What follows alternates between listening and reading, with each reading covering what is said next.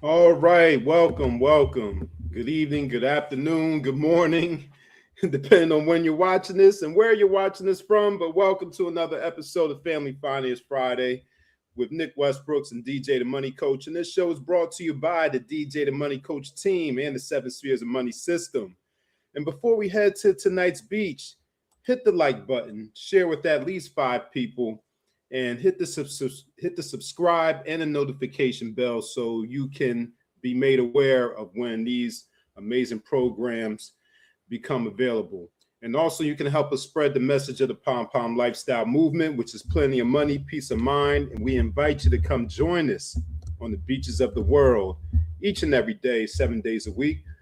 But on Fridays, it is F Cubed Family Finance Friday in the beach for tonight.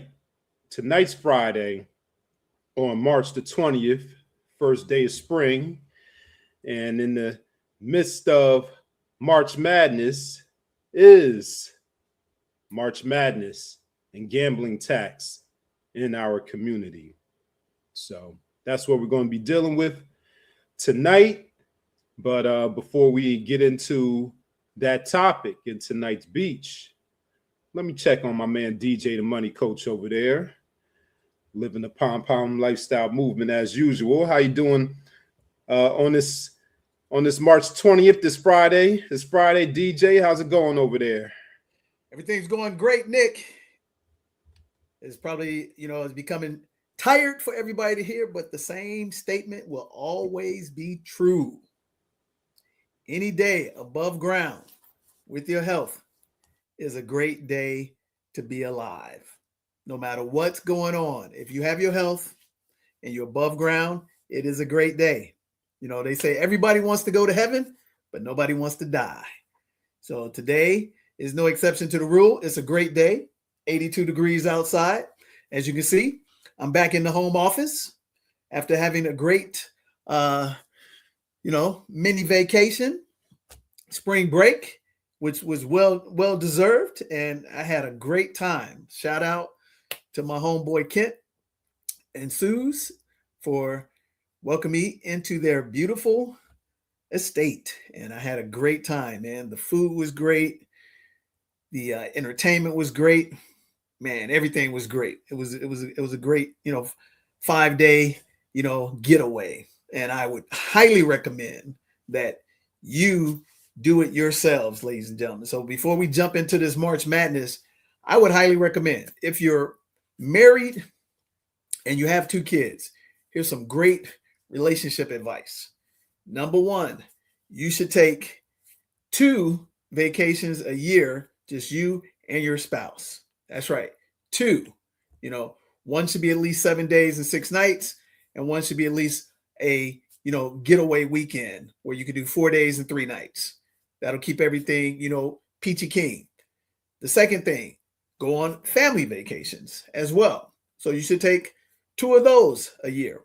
One should be 7 days, 6 nights. Like right now, spring break, a lot of people are running here and there, Disneyland, Disney World, all these great destinations, Destin and all of that. You should do that twice a year.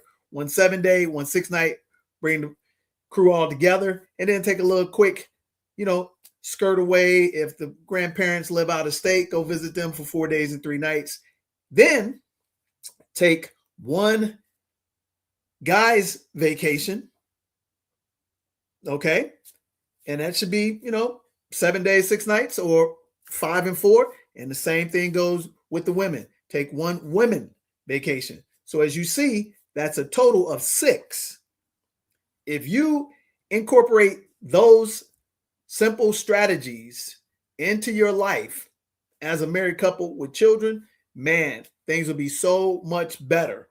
And in addition to that, have one date night a week regardless. And date night means you can just hop up to the TV room, watch a couple of movies together. Or you can go down the street and have, some wine and some music. It doesn't have to be elaborate. It doesn't have to be expensive. It's just a matter of time that you're investing in the relationship. That's important. And it's very important for you men who are raising young girls to teenagers to young women the right way, to know how to be respected and regarded They have a stat. I don't know if it's official or not, but it says that you can tell the major difference between a young lady who has been raised in a two-parent household with a strong father presence as opposed to a single parent household, because one, they have low toleration of low standards. For instance, if a young guy rolls up to your house and he honks the horn for your daughter to come out, that's not happening. If your daughter walks out to the car and he doesn't offer to open the door, now he doesn't have to do that all the time, but if they're coming from a long walk, coming from a venue, and you can't take 5 seconds to open the door for the lady, that's not going to jive. And that's one of the differences between, having character and, quality in terms of having discernment of picking, people that you should, roll with in terms of, potential, life mates.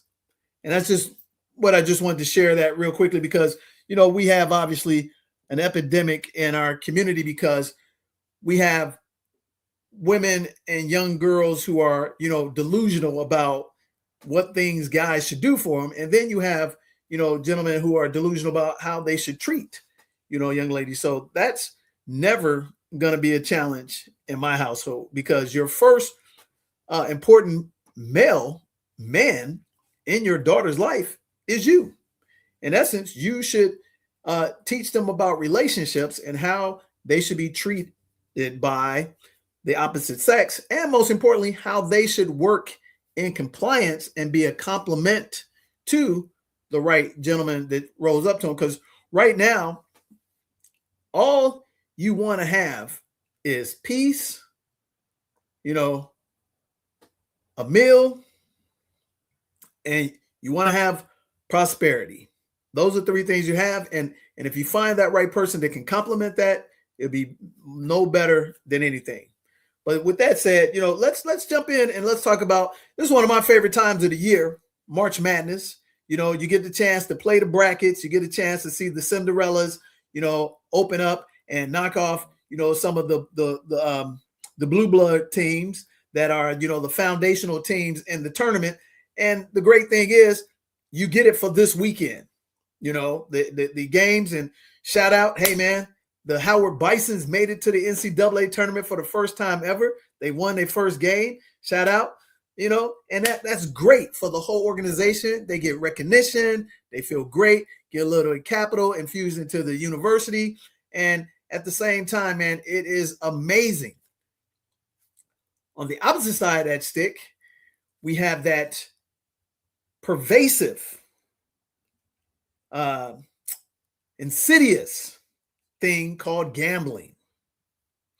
And gambling is more important to people than ever before, and it's more important than the game itself.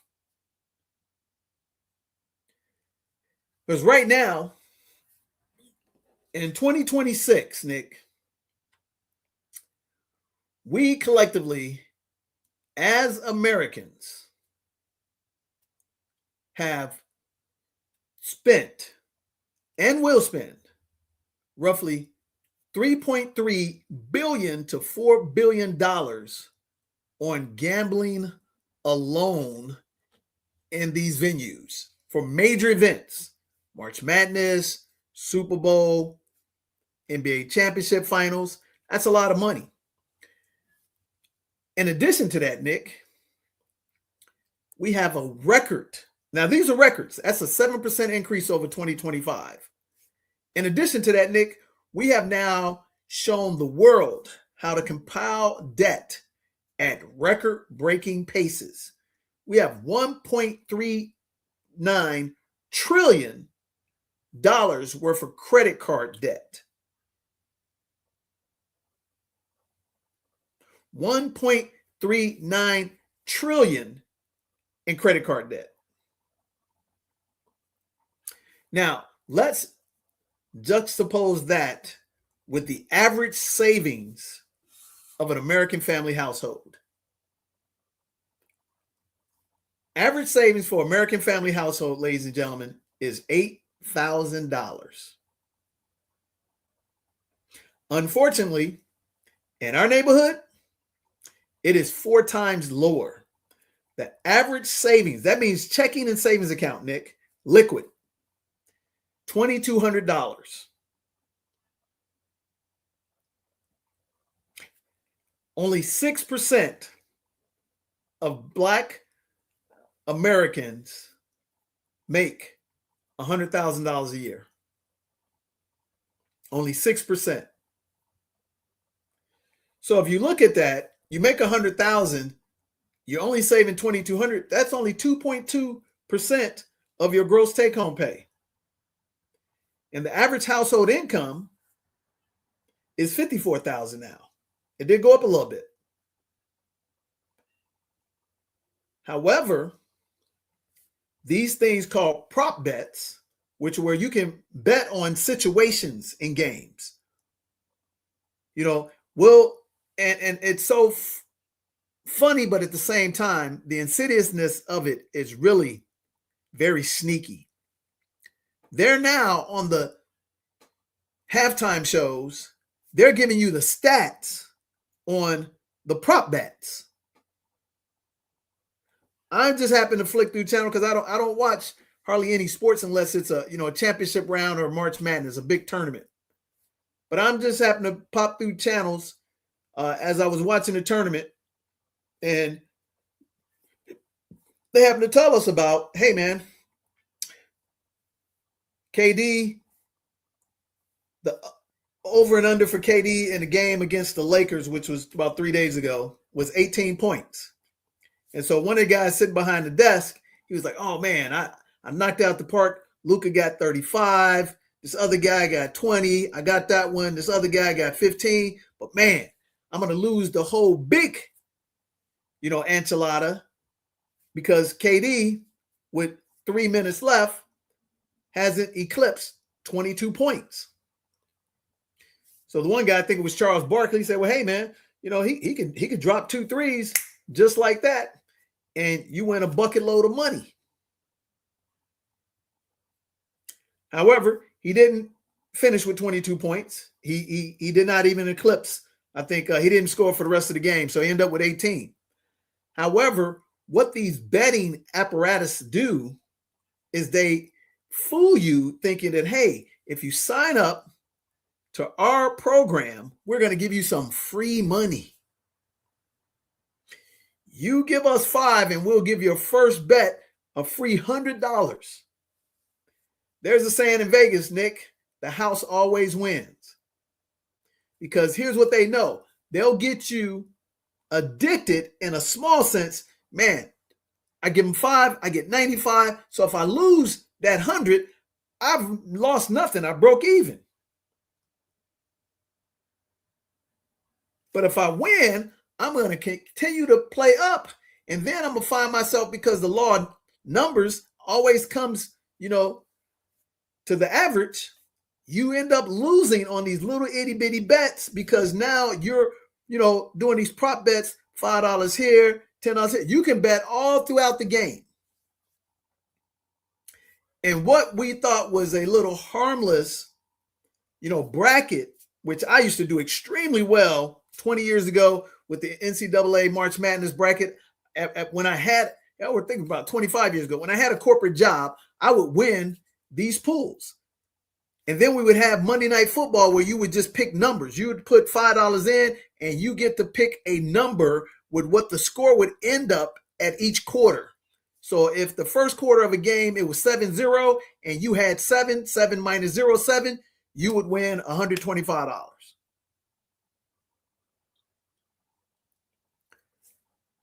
So what led from office pool bets to now the legalization of bets across the board in 38 states, you have right now a tournament that is drawing the civilian spectator. That means the person that's not really into the sport, but because of the thrill and the adrenaline rush of placing these prop bets, Nick, especially during the first weekend, which we're in right now, because this is when you're going to see most of the big upsets where a 1 seed may lose to a 16 seed. A 5 seed may beat a 13 seed, which has already occurred. We already had some, good size upsets, which is the only tournament of its kind that you can have a powerhouse get, knocked off by a small school that barely got into the tournament. Just like, for instance, with Howard, first time they ever made it to the dance. And that was called the first four, where borderline teams won their conference, got on the road like your team did, and then they get to play another borderline team from a, what they call a mid-major or lower conference that's barely D1, and they get to play their way into the tournament. A lot of bets happen during that process. Now, the challenging thing is, Nick, I gave some stats, right? We're spending $4 billion in legalized betting. So what do you think we're spending in non-documented illegal betting? Probably 2x, conservatively speaking. Now, since you can place these bets, and somebody correct me if I'm wrong, I believe you can place these bets with any mode of currency. What do I mean? Credit card. Credit card debt, 1.39 trillion. So imagine you have a household that in our community, average checking and savings account.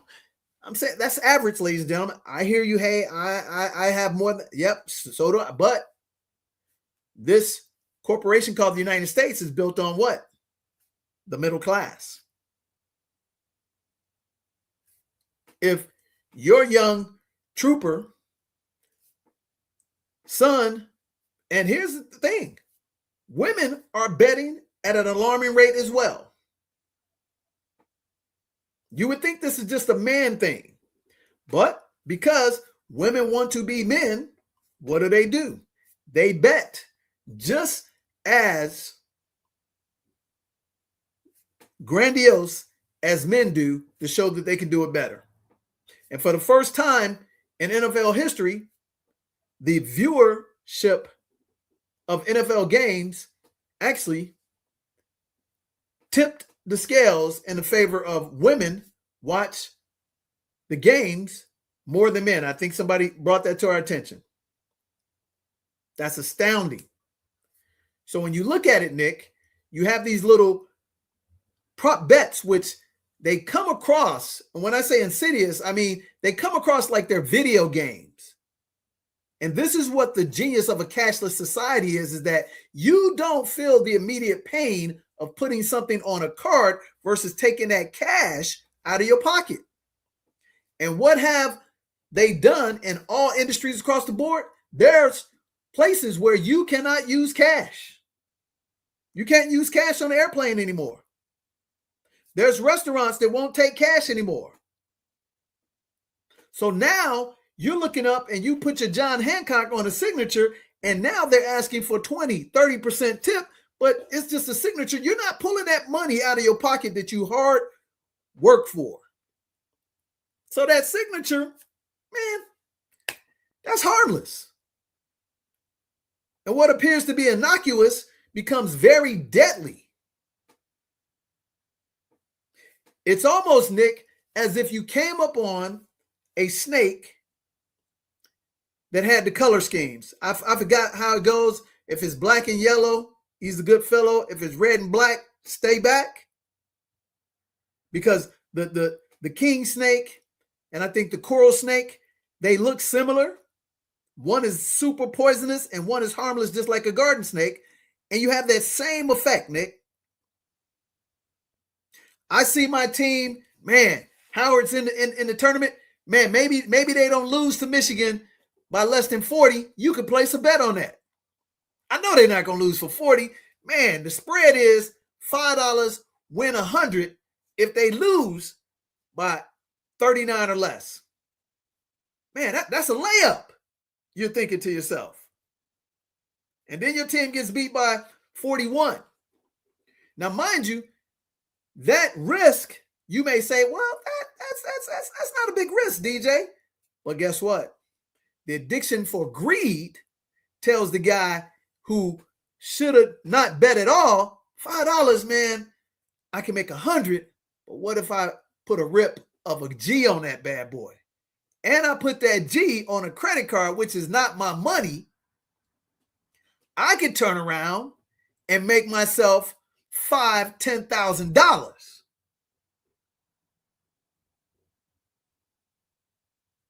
And how many times have we seen that person? They, oh man, God, they go in a rage because they just played fool with somebody else's money, and now they done lost 1,000 that they don't have, because the average Black household has $2,200 in savings and checking, and only about 8% even have an emergency fund that can cover 3 months of emergency situations, Nick. And this young person has now got themselves in a deadly cycle of initial low-end debt, but they can't find a way out. So you know what they end up doing, Nick? They keep betting bigger and better because they saw somebody just win $10,000. They saw that casino, one-armed bandit just roll out $25,000 worth of nickels and quarters. They just saw somebody on a commercial that is a conflict of interest and should be illegal. They see LeBron James on a commercial with Kevin Hart talking about legal betting.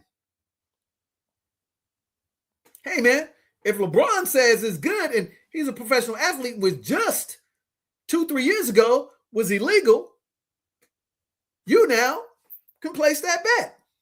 Now, you can even be a college player and legally bet on other types of sports when you could not do that before, Nick, just 2 years ago. But immediately when that person gets in trouble, they're the bad guy. They're the immoral bad guy, but you who created the trap for them, your hands are clean. So in the midst of what was great sports, great entertainment, which March Madness is, we have put up the wolf in sheep's clothing. And now you're going to have a younger debt person trying to get themselves out of a situation that should have never occurred, which can lead to depression, suicide, wrecked homes, violence, because of greed in America. We allowed, just like we do with Big Pharma, we allowed the betting companies to tilt the needle in their direction because they paid the lobbyists to get rules changed of the forbidden sins. We don't talk about this. And especially with young Black males, they equate this, Nick, again, to just like playing video games. So they're not rooted in reality.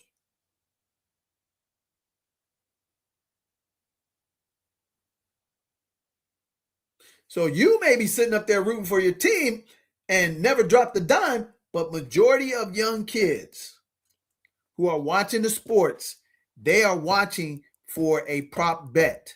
Meaning, ladies and gentlemen, if your player scores 5 points, 2 steals, 2 dunks, you can bet on everything that happens in that game, even if it has nothing to do with the score. And what you believe will make you a lot of money ends up tripping you up and getting yourself on the way to indebtedness, anxiety, depression, violence, to the point that This is an epidemic. We may not say it's right now, but it's an epidemic. And it will have the same effect, just as dangerous as the pandemic, because a financial burden on a young person can be different than a burden on somebody who's lived, made some earnings, got some professional income, put some things aside. When you come out the gate and you have no resources and you're borrowing other people's money, it can affect your future, because you can do something as stupid as get upset, yell at a bar, somebody gets upset that you're yelling, and next thing you know, you're in a scrumble. You say, oh man, that happens all the time.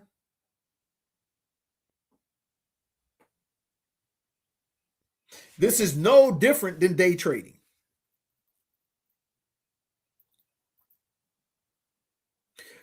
And the sad thing is, it takes away from the beauty and the essence of March Madness, because it's amazing 2-week run. That's the best tournament on the planet. It's fun to watch. It's one and done. So you're getting the best that everybody's got. It also gives you the high and the lows of sports competitiveness. And it's good for the country, aside from the gambling aspect. Now, another thing that happens, Nick, and we've all probably done this, we start stealing. Now, how many people, myself included, at one point in time ever took $1 out of your mom's pocket to go get you some candy or play a video game? Did it. I'm guilty. But now that person is going and taking the credit card. If they see 100, 200 in the purse, they're grabbing that. Worst case scenario, they're going and ripping off grandma and grandpa.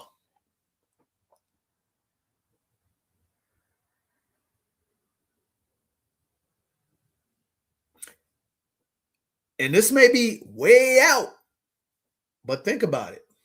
How many times have you seen a program where a kid who comes from what they perceive to be affluence, and they're knocking over the parents or the grandparents because they need their inheritance now because they got themselves in over their heads? Now you say, how are you connecting that to gambling? Well, hey man, gambling is a very dangerous endeavor. And even if you're good at it from a numerical state, the people involved in gambling are still some very, dangerous people. Remember, Vegas was created by the mafia. How soon we forget? So if you go back in time, Nick, when, liquor was prohibited, you had a lot of people getting rich, doing moonshine runs and stuff like that. And they legalized it because they saw a way, the government, I'm referring to, ladies and gentlemen, is the government, to make money for the government. What's happening now? At the airports, they're not paying the TSA people, and the TSA people are not coming into work, and a basic flight layover, well, not even a layover, just getting to the airport.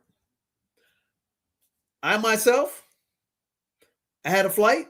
I thought I, was ahead of the game because going, I had no problem. Coming back, my flight was delayed 5 times. And I tried to get to the airport as late as I possibly can. And I thought I had it beat. I get dropped off. And 7 hours later, I'm finally getting on a plane, Nick, at 3:50 in the morning. Yes. I was so happy just to get home that I was not upset because all around me, Nick, flights were getting canceled in droves. So I said to myself, I know I have to get back home. I got a busy week. It was this week, and I had appointments back to back to back. And I'm just looking at, wow, man, if I get home by 7 a.m., I can make my 12 o'clock, 1 o'clock, 2 o'clock meeting, never even thinking that I would even have to be worried about that.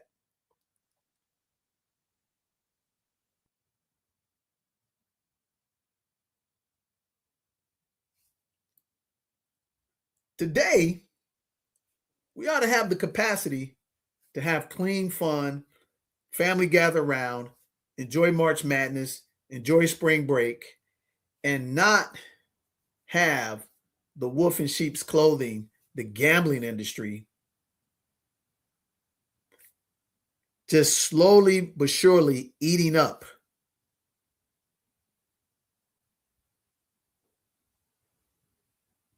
the purity of sports. Especially when you don't have resources. There's no such thing, ladies and gentlemen, as get rich quick. It does not exist. So I would venture to say that if you're not having a conversation with your youngsters about the dangers and the perils of playing video games that can lead and open the door to Pandora's box to thinking that, hey, I hop on one of these apps and I'm playing a game because it's exciting just to put $5 here, $5 there, bop, bop, bop, then you are not doing your job.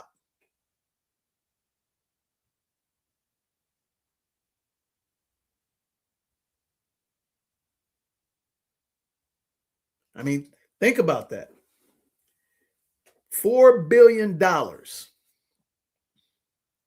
legalized gambling in this quarter, 7% increase over last year, $1.39 trillion of credit card debt. Average American household has in checking and savings about $8,000. And again,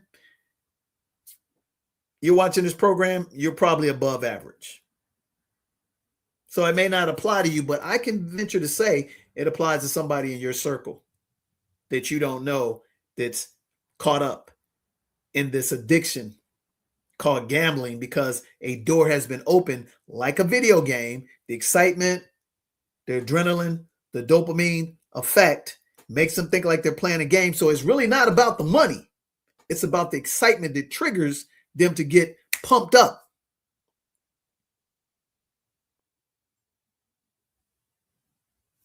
$2,200 savings accounts, checking and savings for the average Black family. Only 6% of Black Americans make $100,000 a year. That's before taxes, ladies and gentlemen. And the median household income is $54,000. However, the average cost of a middle-class house in America now is like $420,000. In order to afford a $420,000 house, you have to have at least $150,000 income. Even if you put 5% down, that's $20,000. How do you put $20,000 down if you only have $2,200 in checkings and savings?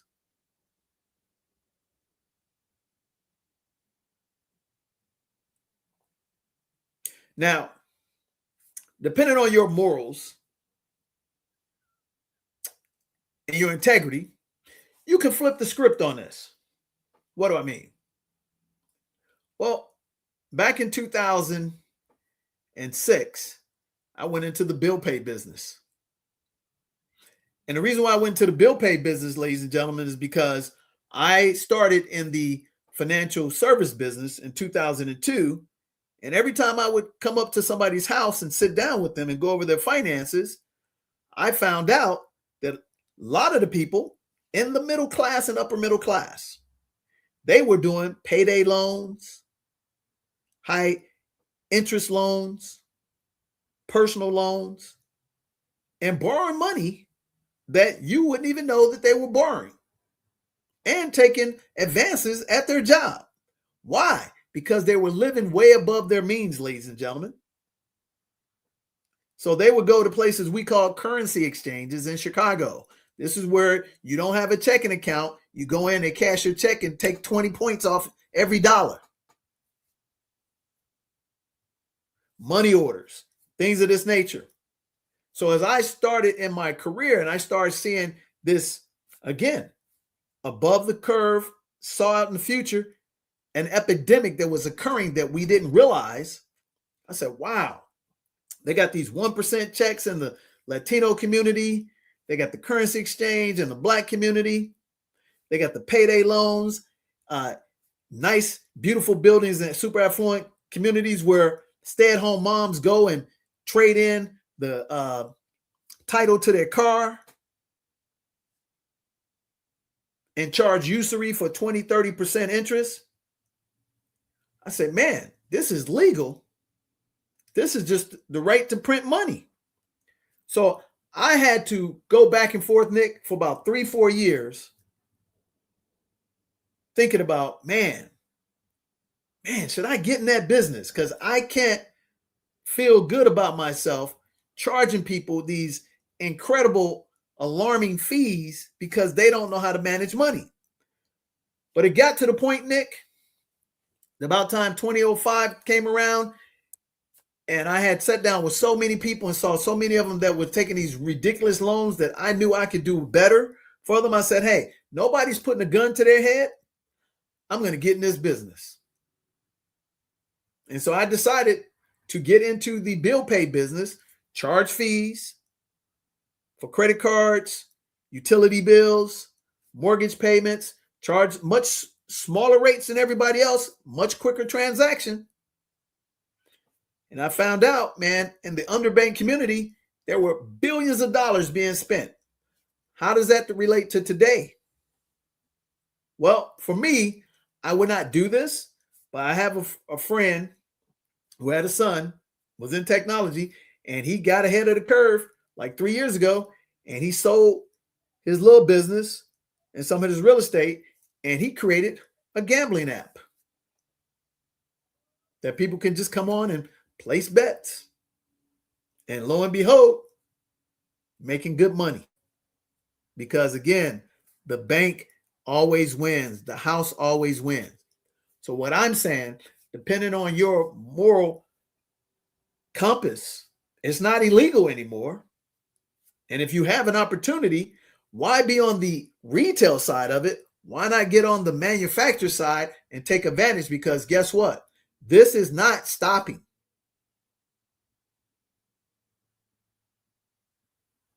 There's a great movie that came out about 30 years ago. It had Damon Wayans, Halle Berry, and Bruce Willis in it. I think it was called The Last. Man, what was the name of it? Pull this up, Nick. Pull this up.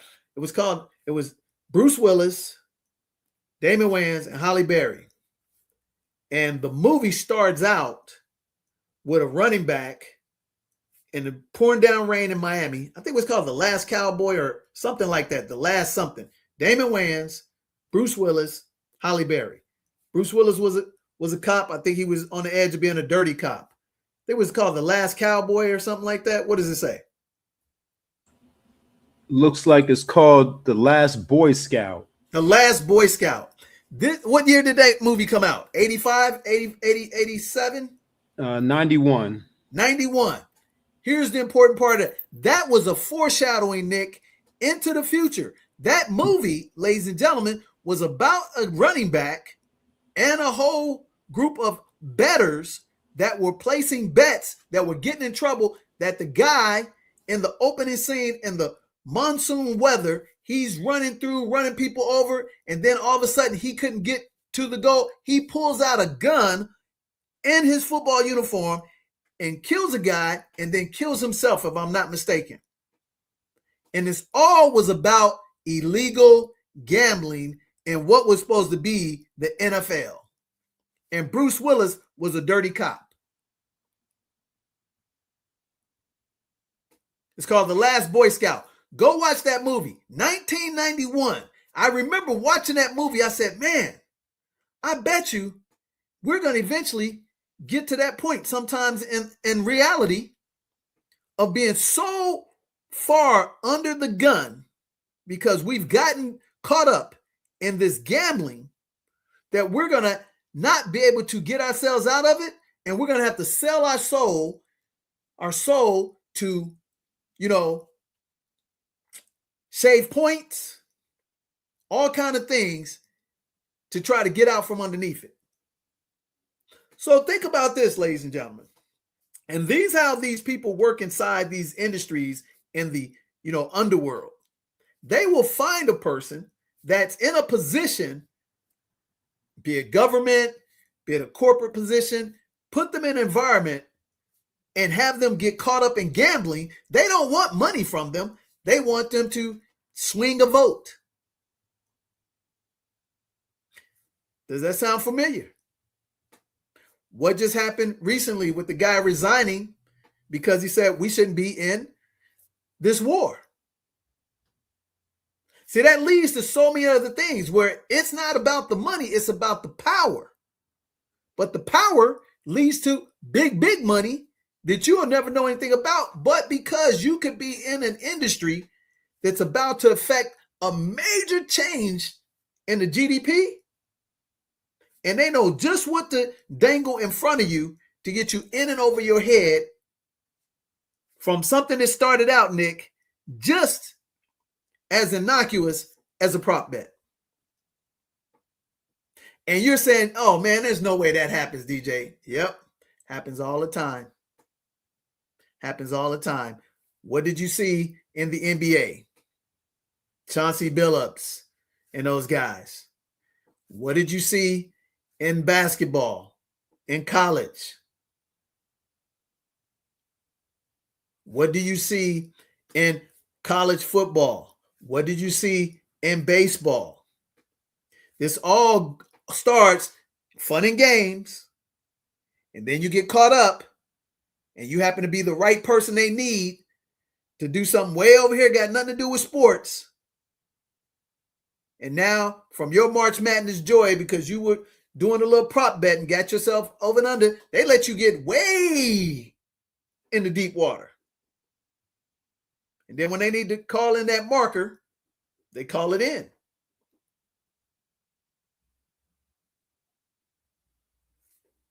What you ought to be doing right now is so important. Studies show that in an average household, somebody's gambling in some shape, size, or form. And I want to say shout out to my older son who just stopped playing poker. He was extremely good at it. And I was always tell him, I say, hey man, gambling is a sin. You're a young adult. You can do what you want. But I said that world is dangerous. And fortunately for him, he finally said, hey, I'm not doing it anymore.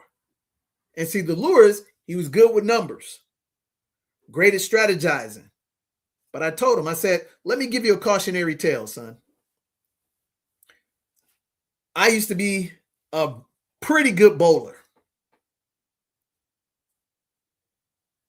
200 average, bowled on my college team, won a state championship in high school. So guess what I would do besides just bowling for fun, Nick? Guess what I would do? You put money on those games. I put money on myself. On yourself, yeah. And I grew up in a bowling alley, ladies and gentlemen. I can remember when I was 4 years old, bowling was huge in the Black community. I grew up in a bowling alley.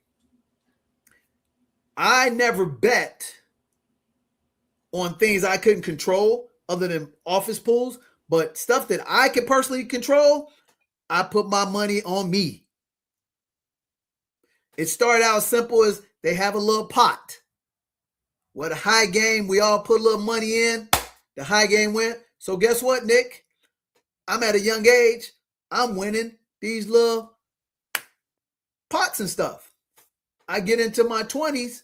I'm making a lot of money, cash, on the barrelhead because I'm doing real good. Thank goodness that two things happened that had me stop. Number one, I had a low tolerance for smoke. And when I grew up, man, people smoked in bowling alleys like 20 going north. And every time I got out of a bowling alley, I had to wash my clothes twice just to get the stank of the smoke off. So that was just getting to a high threshold. This was before, ladies and gentlemen, they banned smoking in bowling alleys and in restaurants. So just, aging myself. So it got to a point, Nick, I think this was maybe around 92, 93. I had just came off having a spectacular year. I made a lot of money betting bowling. But the following year, I'm doubling down on myself and I lose. Now, this 92, 93, I think I lost in 1 year about $15,000. That's a lot of money, ladies and gentlemen. I'm talking about 92, 93. So if you take the rule of 72, money doubles or decreases in value. Well, no, let me take it this way. Taxation inflation doubles every 10 years. And if you take the rule of 72, you basically take any interest rate number divided into 72, tells you how quickly your money will double for you, your money will double against you. So let's say if I was just getting a 7% return, which means my money would double every 10 years. So if I lost $15,000, let's just call it 96 to keep the numbers even, right? Because we're in 2026, right? So 10 years to 2006, that's equivalent to $30,000. 2016, that's equivalent of $60,000. 2026, need I say, that's equivalent to $120,000. Mind you, what kind of trouble I could have gotten myself into having lost $15,000 at the young age of like 24, 25. Guess what came with that as well, folks? A lot of drinking, a lot of partying, a lot of upset at myself. Because what I would do, man, there's no way I'm going to keep having a bad game. I'm going to double down on me. But fortunately enough for me, some bad things happened, nothing illegal, but the money and the pressure and the anger and just like, man, I got to slow down on this drinking, right? And the smoke was getting so worse, I just quit. Cold turkey. Didn't have to go see a counselor or anything like that. I just said enough is enough. I looked at the money I made prior. I was still ahead. I may have lost $15,000 in 1 year, Nick, which was really about half of the year. But the year before that, I was ahead. So for me, the math worked. Washed my hands of it. And really, if it was a non-smoking environment, I would have kept bowling and betting. That's the sad fact. The smoke was so bad for my lungs and stuff. In addition to losing the money, I couldn't take two whammies. And another thing is, the girl I'm dating at the time, she just got tired of me being in bowling alleys all day, Friday night, Saturday night, Sunday. And when I came to see her, guess what? I smelled like a smoking factory. And then when I started losing money, just think how my attitude was. So the reality here, ladies and gentlemen, is that from there, I could have ventured off and said, man, let me play some bets on something I can't control and I might just get more luckier. You see how that door opens up? Or maybe somebody comes in and say, hey, we got your marker. But fortunately for me, I lost money that I earned, so I wasn't borrowing money to bowl. I was spending this money out of my pocket that I had won. But mind you, what if they would have allowed us back then to get a marker for bowling? And at the time, I'm in the car business. Hey, man, we need you to do some back-end shady loans in the finance office because you owe us 15 racks that in today's dollars is equivalent to 120,000. What you gonna do, homeboy? Mind you, Nick, that's the same time I got my car repoed. You see how all those things are coming together? So what this led to is that I would tell my son, I said, hey, man, that's cool. You like playing Texas Hold'em. You're making good money, but it says in the Bible, clear as day, this is a sin.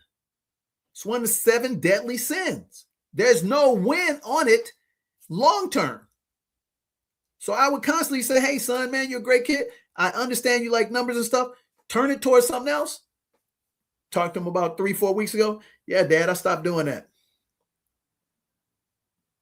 He said, I realized I started looking at the environment. I look at what's going on. He's like, right, there's some seedy people in this area. And the other thing was, he said, man, it kind of resonated to me. I'm a young guy.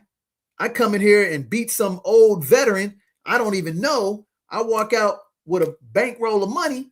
Maybe I get knocked over the head. Or I'm working in a very important industry. They say, hey, kid, either you do something we need over here in this high-tech world, or we knock you over the head because you're out here gambling.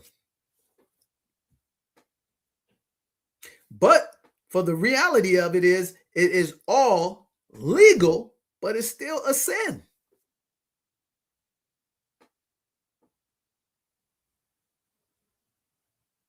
It's no different, ladies and gentlemen, if you're trying to be healthy, but you're constantly eating fried food, eating sweets, drinking sweet tea, and all this stuff, and you're thinking you're going to go in there and get a clean bill of health, but then you turn around and you got to get an amputation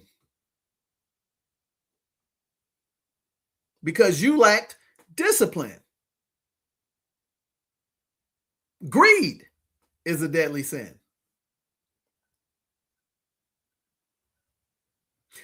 But the powers that be, Nick, it's just like an algorithm. They find your weakness and they give you little itty bitty pieces until you just choke off yourself before you know it. And not having the ability, Nick, to get counsel is really where this really affects us the most, especially Black young men who come from broken families. They already are in a confrontational mindset. They already are opposed to authority because they never had the benefit of a man in their household, that they're already going to do the rebellionist thing. I would recommend to you, ladies and gentlemen, that you do yourself a favor and just enjoy March Madness for the spectacle of the game. And even if you say, hey, man, I have discretionary income and I can waste, hey, how about take that money and donate it to a great cause?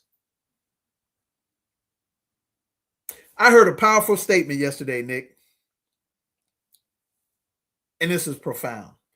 Shout out to Donde Whitfield. It's an actor, so you got to give credit. So he was on this program. He was on our program, Ask a Brother, who we sponsor. And he said, hey, man, your passion is a selfish endeavor. Your purpose is a help other people endeavor. Now, I paraphrased it, But think about it. People say they're passionate about stuff and they're only concerned about me, me, me, me, me, me. But he said, you know what? God put us down here to be purposeful, not passionate. Because why would God make us just to ingratiate and benefit ourselves when his son gave up his life for the world? Think about that, ladies and gentlemen. Your passion serves your interests. Your purpose serves everybody else. And God put each and every one of us here to be purposeful, to share and save other people. And I thought about that. I said, wow, man, that is very profound, because how often do you hear people who are ambitious, egotistical, young and driven, all they talk about, man, my passion is I want bop, bop, bop. But what's your purpose?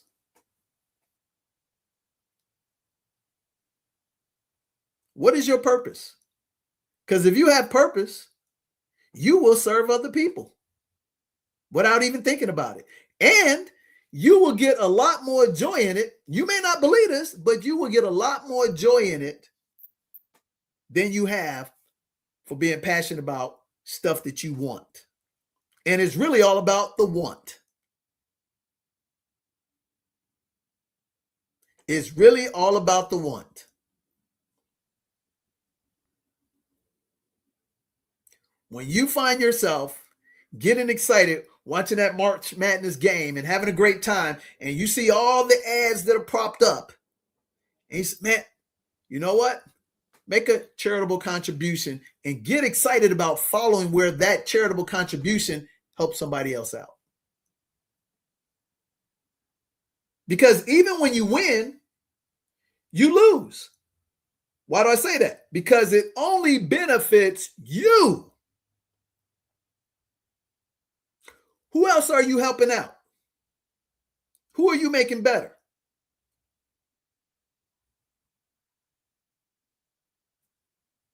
Amazing.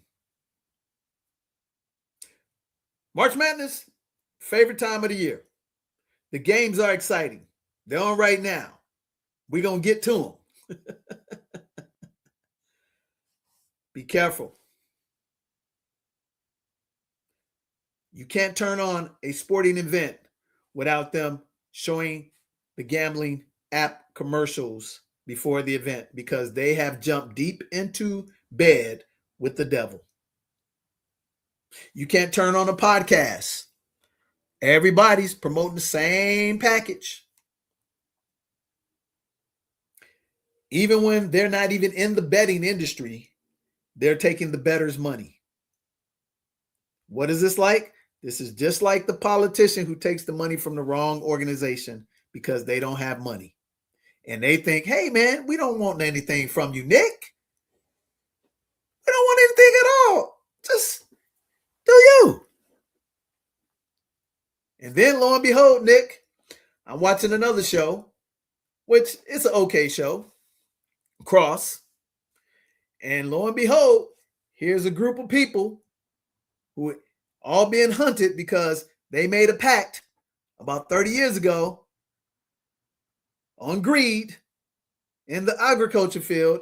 And now the person whose mother was killed because of that is out hunting them all. But they didn't realize they were taking money from people who wanted to change the powers that be in the Capitol.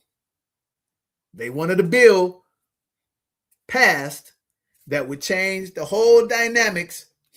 Sounds familiar? Elon Musk? Does that sound familiar? It's the same thing. See, as I was saying, they said the Chinese plan for centuries. We plan for 5 days. So when all of a sudden these powers that be start to raise up out of nowhere, guess what? They were plotting this stuff 40, 50 years ago. Why do you think that this is very prevalent with the alphabet mafia? You know why? Because unbeknownst to us, Nick, ladies and gentlemen, when they had Byron Ruxton telling Martin Luther King Jr. what to do, it wasn't about Black civil rights. It was about the alphabet mafia. So they were able to say, hey, those are our rights. No, what are you talking? Well, hey, just go back and look at how can you take a man who was a powerful leader, headstrong, was into, hey, man, I'm going to throw some. Then all of a sudden they put a smooth operator who's perverted, reprobate mind, and all of a sudden he leads him and he opens up the door to this agenda. Do your homework. Do your research. We have enough challenges as it is in the world. We have enough challenges as it is in our community. But it says in BK1, for evil to prevail, all it takes, Nick, ladies and gentlemen, is for good men to stand silent. And it's a lot easier said than done, because if you have an important job and you may see something that doesn't seem to be, that egregious or bad. Let's just say, for instance, you are out with the fellas in this corporation, and one of the fellas happen to be a higher executive than you, CIO, CFO, and he's married, but all of a sudden y'all out kicking it, and all of a sudden he's talking to somebody of the opposite sex, and next thing you know, they leave off. You don't see him again. Hey man, that ain't none of my business. But then next thing you know, that person is working at the office. Now that person is getting promoted. Sound familiar? University of Michigan head coach, doubled the girl's salary in 12 months. But everybody else looked the other way. Easier said than done, because I don't want to become a pariah. So ain't none of my business. But guess what? In the end, it does affect more than you think. So enjoy March Madness. It's going to be a great tournament. Already a few upsets have occurred. Whoever your team is, if you have the desire to make a bet, find a great cause and bet on that. Meaning, put your money into that cause, that non-for-profit that's legitimate, that school that needs some more funding. And you may say to yourself, hey, man, I was only going to bet $5, $100. Hey, every dollar counts. And wouldn't it be nice that you can see a bet? And what I would encourage you to do is this. If you're the average bettor who just a social bettor, you don't bet a lot, but when events like this hop off, oh man, you throw $50 towards it. Just go back and look at the money that you did last year and the year before that, add it up and make that contribution to a great cause, and then follow it and see where that money goes. And you might be surprised. You might put somebody in a better home situation, a better school situation. You may have gotten that person a tool, maybe some glasses they need. And you say, man, with that little bit of money, hey man, money goes a long ways in a lot of different countries than here in America. So do yourself a service and don't allow the gambling industry, which is taxing our community very insidiously. And it's pervasive because it's right in front of your face, and they make it appear like it's benign and innocuous and it's harmless, but it's not. It's just like prostitution. They say that's a victimless crime. It's not. We're in a whole society and we're in a gambling society. And what they clearly say in the BK1, ladies and gentlemen, there comes a time in society, what is good will be bad, and what is bad will be worse. And we are living in those times right now today. And all it takes for you is to stand down and do nothing. Don't ask, don't tell, that can't apply anymore. And especially if you want to change the narrative in your house. Save your house first before you save any other house. If that makes sense. We hope that these messages resonate with you. And if they do us a favor. Share them with 5 people. Like and subscribe, because this message needs to be applied. It's useless if you're just hearing it and you feel good about it. What is the application of the knowledge that you have done? One thing I always try to do, I try to just prove things, but if they work, I'm putting the pedal to the metal and I'm getting off the wrong ladder to get on the right ladder. So do yourself a service, because guess what they're doing? They are purposely making this stuff easier and more available in our community, because we're going to be the ones that can't get out underneath it. And they want to put your face on the front of this pandemic. However, mathematically, ladies and gentlemen, it's not possible for our community to be the biggest users or victims of a gambling society, because it's not numerically possible. I think we are now 360 million people in the United States. Last time I checked, Black people, I don't know what a POC is. I don't know what a BIPOC is. They don't exist in my community or my house. We represent about 12% of the population. And gambling, just like sports now are becoming a rich man's game, our numbers will not ever be on par with their numbers. However, because they control the apparatus, when they want to put a negative spin on it, what face they put on it, even when it ain't even true? They'll put your face on it. Oh, you don't believe me?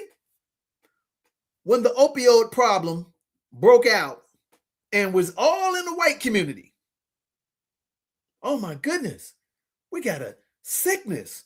It's a disease. We've got to do something about it. However,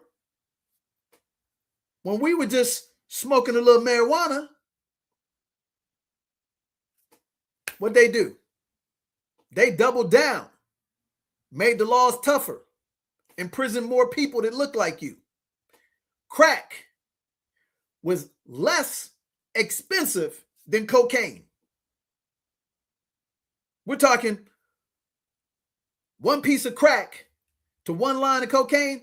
It was like a 20-to-1 ratio, meaning cocaine, a line of cocaine costs 20 to 30 times more than one piece of crack. However, you get caught sniffing a line of cocaine, you might have got a smack on the hands and a probation. You got caught smoking crack, you got 7-10 years to life. And never did they say it's a disease. But what they say about the opiate now? Oh, it's a disease. Oh, you know why? Because it's happening in massive numbers in their community. So they got to put a spin on it to make it a disease and get us to subsidize it. No different than meth. How many meth houses you find in the hood? None. So do you understand where I'm coming from? So what they're going to do purposely, which they already began, they're going to put your face on it when it starts to get really, really bad. They already showed you an example of it in the NBA with Chauncey Billups.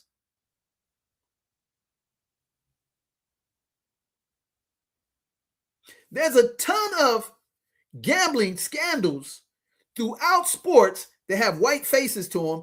And man, they sweep it under the rug. This one right here, they're going to put your face on it. And you know why, Nick? because the biggest sporting events, the participants in the actual sports, 70% are Black people. So they're going to find another goat, the original goat, which means you're the sucker that's going to fall and put a black face on it. It's coming to a neighborhood next to you quicker than you know. But you can prevent all of that, ladies and gentlemen, by saying, you know what? I'm not going to get caught up in the okie doke. I'm not going to allow myself to get caught up in the dopamine feeling. And when I feel like taking that phone and them apps show up, one, I'm blocking all that stuff. Two, I'm not allowing my children to be exposed to it. And three, I'm going to minimize the playing of the video games, which get you in that preference, and also make sure that you still deal and teach your kids in cash. Have them feel the money, see the money, instead of giving them the power to just do cashless purchases. These are important. Mark my words. You will see many more scandals, many more people going to jail because of these insidious prop bets, apps, and they will put a black face on it. Even when the data says the complete opposite, and massive complete opposite.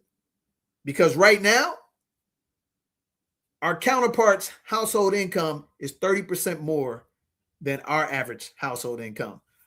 Our average savings, that's savings and checking account, ladies and gentlemen, is $2,200 a household. Our counterparts is $8,000. That's almost 4 to 1. And only 6% of Black Americans make $100,000 a year.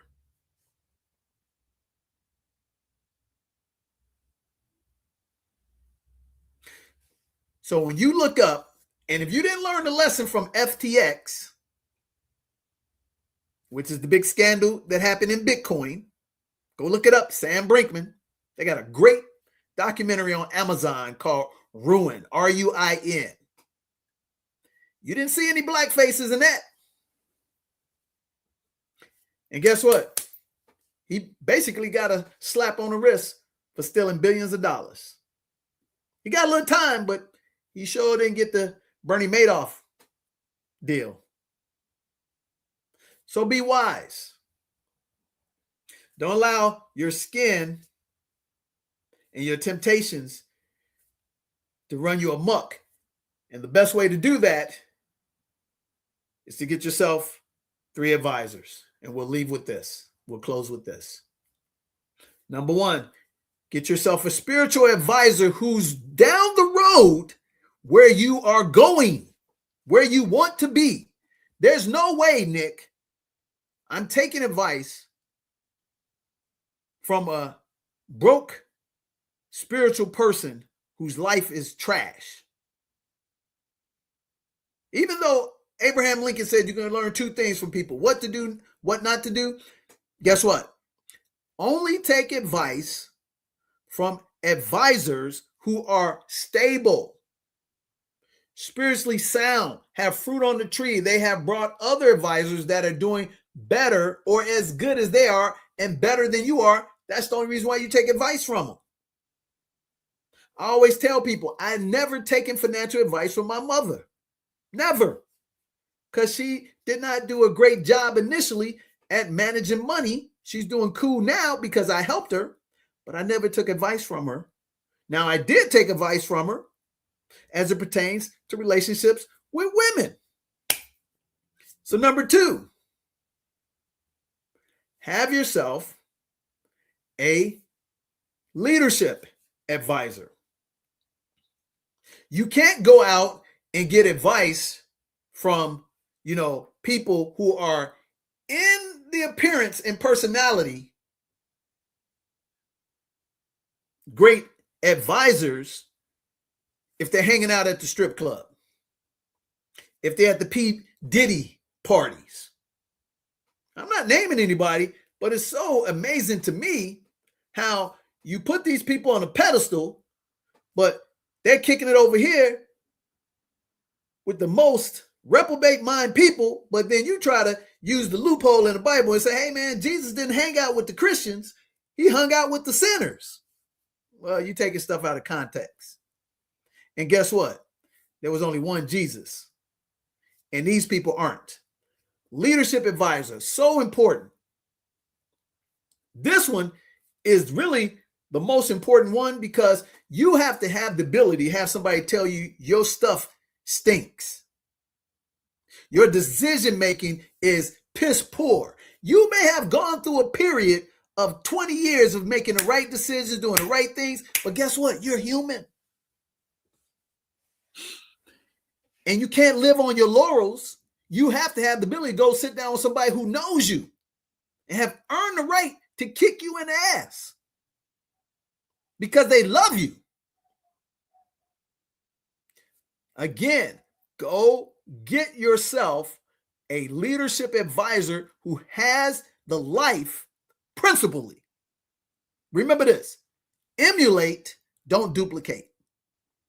Emulate their principles of success, the fruit on the tree, and do what they recommend to you. See, recently I had to have this done. I needed to get another checkup from the neck up. Tough, hurt, but I needed it, and I'm starting to change and making corrections in the course because I can't sit on my past success if I got lazy, complacent, and start making mistakes. So I sought out the right leadership counsel. For me, it's real simple. Spiritually, man, you need to be married.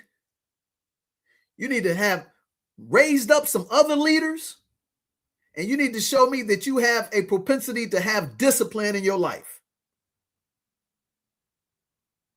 Leadership, man, you got to be personally debt-free. You got to have an 800 credit score. You got to have 12, 24 months emergency fund in the bank. If you're in my age group, man, you better have $500,000 to $1 million liquid for me to take advice from you. And you had to have made right decisions in tough times that weren't popular versus just going with everybody else.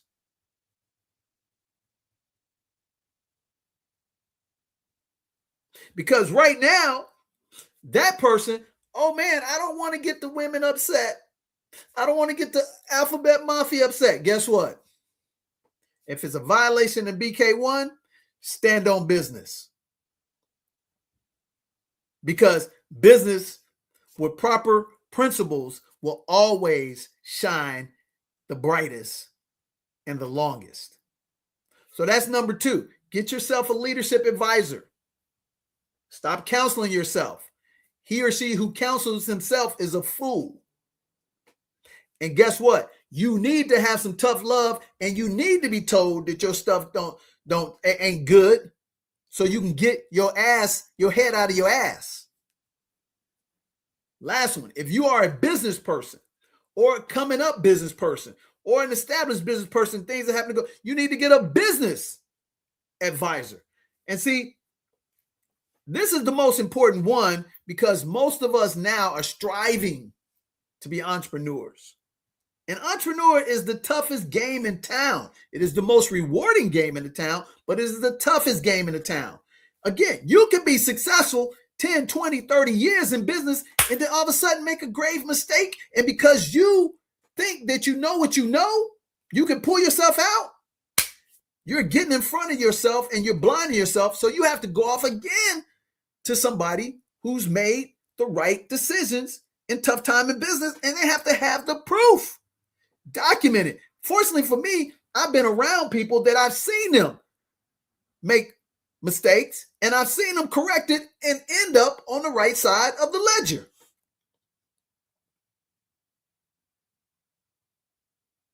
And again, you have to be able to go with your hat in your hand, have some humility, and just sit down and say, hey, tell me what I'm doing wrong. Show them the documents. Full transparency, and don't be concerned about the personal, because they're not attacking you. They're addressing the problem and they're bringing a solution. Guess what? This is what I always tell people, Nick. If this debt you have compiled prior to meeting me took you 10 years to get 100 grand in debt, personal debt, do you honestly believe that I'm going to get you out of debt in 10 minutes, 10 days, 10 weeks? You are a fool, because you want us to make up for your mistakes that you kept compounding and compounding, and you don't want to do the same work with the same energy to get yourself out of that. You want a quick fix. You want to get the fake vaccination.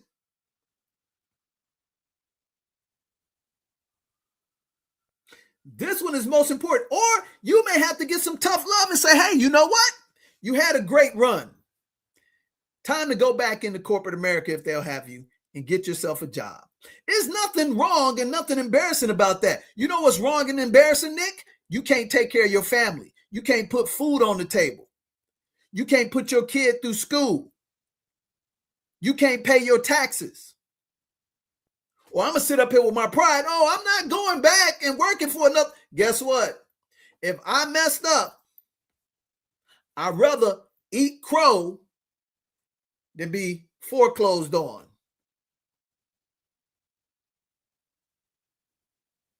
You'll be surprised how many people quietly find themselves, and we make honest mistakes, and then they don't want to have anybody know about it because they're ashamed, or they don't want to be, hey man, guess what?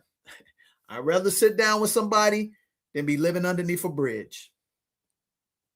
And you can be rest assured, ladies and gentlemen, when they laid off 300,000 black women, and they just did a massive layoff again, they're not paying the TSA people, and your claim to fame, oh, we're the most educated, we got more degrees than anybody in the history of the world. But the dirty little secret is, Nick, what do we know? With those PhDs for them black women, they got what? They got more college debt than anybody on the planet.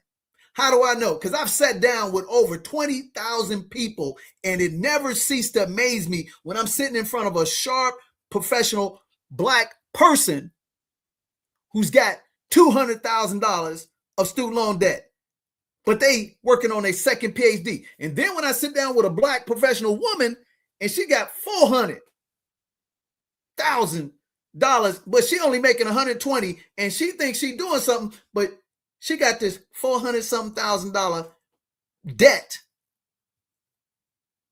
And now you wonder why she's so tight and so hard, and she can't be soft and delightful. And then the words come out of her mouth. Oh, you need to pay for this. You need to pay for that. You need to give me the soft life. Guess what? I didn't put you in that damn debt.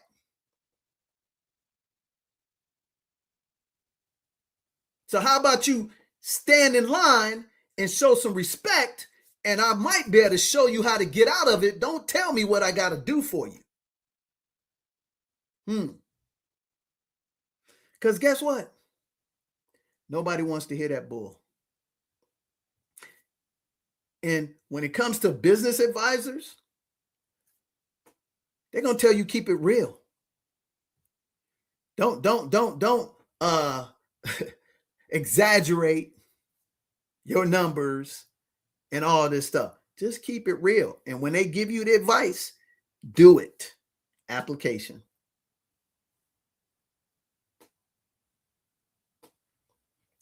Well, I've missed enough of March Madness. And I know if we are able to help just one person, we've done our job. The most important thing, ladies and gentlemen, about information is application. Information has no value if you do not apply it.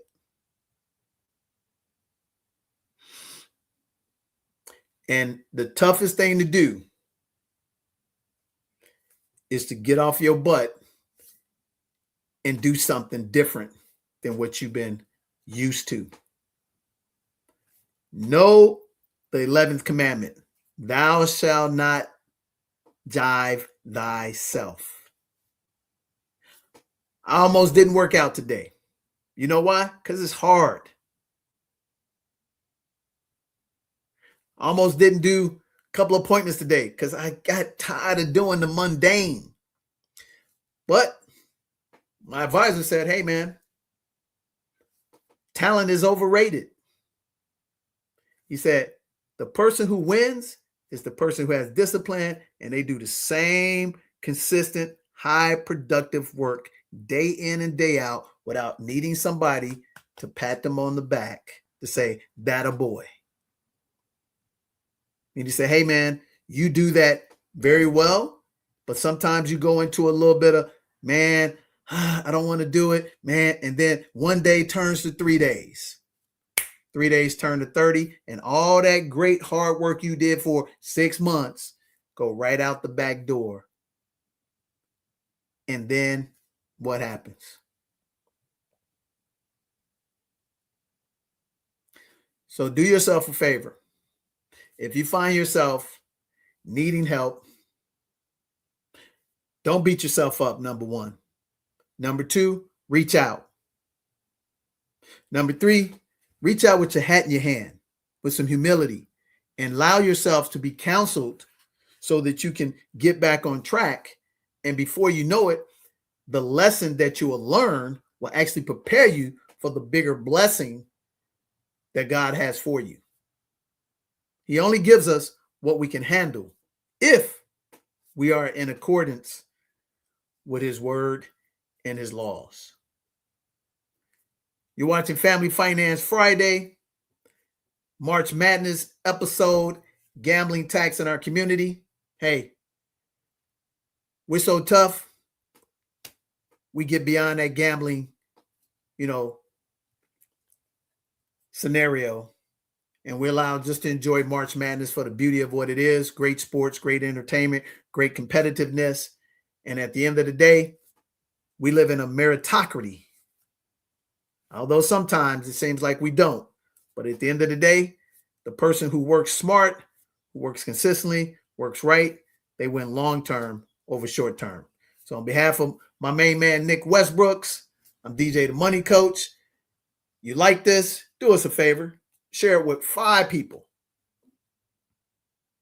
Like and subscribe. And let's grow the platform, because the good news is the best news. And a lot of times you don't want to hear it. And 9 out of 10 times you damn sure don't want to apply it. But we're going to hold you accountable right here. So we want you to have a pom-pom lifestyle. That's plenty of money and peace of mind. Come join us on the Beaches of the World Club. And we'll see you next time. God bless.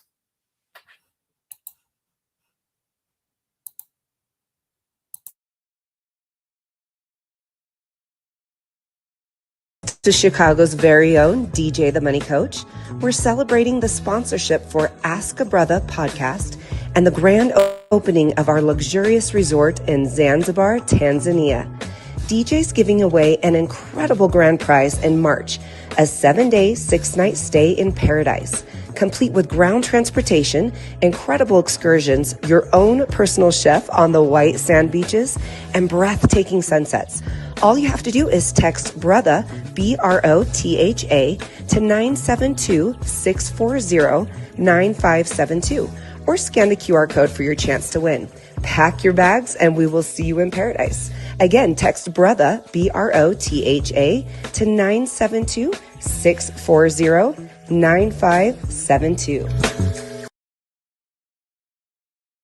Coach Britt here, coming at you here from beautiful Paje, Zanzibar. So we've got some exciting news coming for you guys. I want you to join me out here for some amazing fitness and wellness retreats. This is going to be an experience of a lifetime. You're going to have the opportunity to come out here, experience the beauty of this area. And I'm going to introduce you right now to the man who's behind it all right here. This is DJ, the money coach. He is the owner of Pom Pom Suites. So thank you, Brittany. Won't you guys come join us for 7 days, 6 nights as we partner with the amazing Coach Rodriguez in paradise. I'll see you on the beach.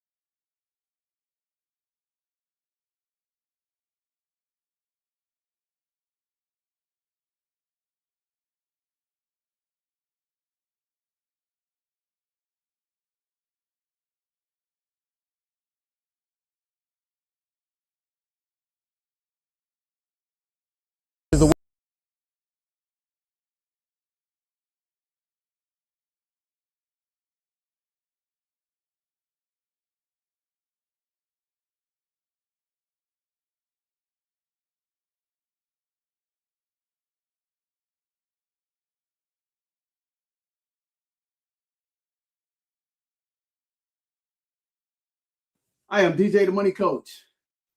Do us a favor, share, like, and subscribe, and help us help you have a Pom Pom lifestyle. That's plenty of money, peace of mind. Come join us on the Beaches of the World Club. Remember, share, like, subscribe.